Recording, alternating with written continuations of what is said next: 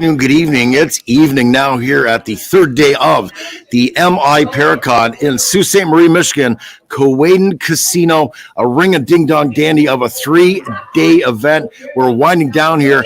I am here with the one and only James Annitto, exorcist extraordinaire. Ladies and gentlemen, oh my God. I shouldn't say God. No disrespect. And thank you so much for taking a minute for us. It's been crazy for everybody, all the celebrities. You have been no exception. You have not stopped. And I think your writing hand from writing autographs alone is probably killing you, let alone everything else. How's your day been? It's been pretty good, man. You know, we had a lecture this morning at 10 a.m. Me and Sam Baltrusis, Monsters of the Paranormal. What a fantastic lecture. We woke people up early in the morning because people wanted to understand what monsters were. I would say I would give autographs, but I was doing a lot of blessings and medals and items. Awesome. Yes. Awesome. So what got you into this? I mean, with getting into the exorcism and the blessing, everything that entails, saving people, if you will, healing people, if you will, from demons, devils, etc. I mean, the list would go on. I mean, what would you classify them as? I hope I'm not speaking out of turn on what you would classify them as. Well, for one, I'm not an exorcist, but it's still cool. I'm very involved in exorcisms in the sense that I bring exorcists involved because I am a demonologist. Okay. But what is the fundamental nature of demonologist? Well, you know, I drive my Impala, I have my shotgun with rock salt, and I come in kicking down doors and shooting demons.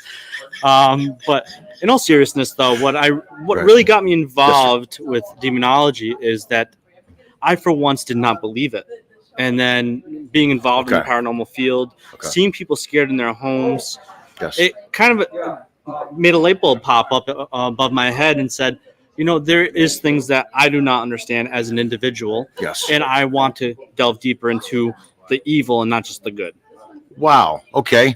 So for the TPV Nation, our creeps, our freaks, and weirdos that we adore so much, that are watching this now, that are going to watch it later as well, the craziest thing that's ever happened to you that you could share with our fans right now. Yeah, for sure. So the craziest thing that's ever happened to me was my first possession. My first possession was actually in Salem, Massachusetts. So who would have thunk that, right? So my first possession case involved somebody's face transmorphing. So the cheekbones pointing out, eyes turning black, superhuman strength, where two bouncer-like quality men that were like 300 pounds holding a guy against the wall, him dislocating his shoulder, grabbing onto me. I have rosaries upstairs that prove where he grabbed it actually oxidized the metal, even though they don't actually oxidize naturally. Okay. So that was my craziest case craziest situation because that was the pinnacle. That was the moment that I actually realized not just demons exist, but they can in fact possess people. And it is a scary thing. Though I would say, even though it was a mysterious case, I would say out of all the cases I've ever done, that's only 1% of actually the cases I come across.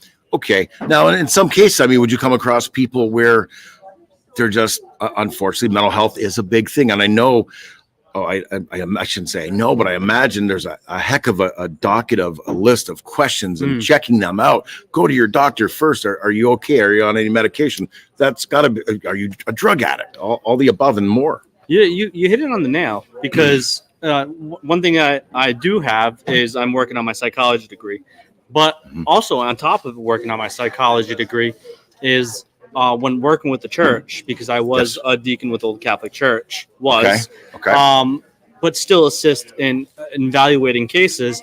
One of the things that the bishop requires before they ever involve an exorcist is a primary care physician, so physical. So nothing naturally is happening to them. They're not dealing with like a sort of ammonia or any mold. So they want to rule out those issues. They're supposed to be taking medications, that they're actually taking the medication. But I also require them to go see a psychologist or a psychiatrist or a therapist to just clinically evaluate them to make sure that they are within the lines of the DSM-5, which is the manual for disorders. And just to make sure that they don't have bipolar dissociative identity disorder. So these are qualifications for anybody like an exorcist to get involved, or even for me to deal with them in the sense of doing a deliverance or a prayer over them. So bottom line, there is a lot of hoops to go through before you're going to even show up. I mean, that And that doesn't happen in a day, I'm sure. That's probably over months' time of emails and phone calls before you even decide you're going to even show up. Yeah, well, it depends on if they're local or not. If they're far, Okay. because I do this all free of charge, so it's all out of my pocket when I deal with people. That's decent. So when I deal with people, yes, a lot of emails, a lot of phone calls, but if they're close enough, I do visitations, because I think one of the things that we don't understand as people is you can talk to somebody, you can do an email with, but sometimes the way you see the way they live or they interact with their family, Yes. it's an imperative thing that you need to observe, because are those the things that are causing the mischievousness, you know?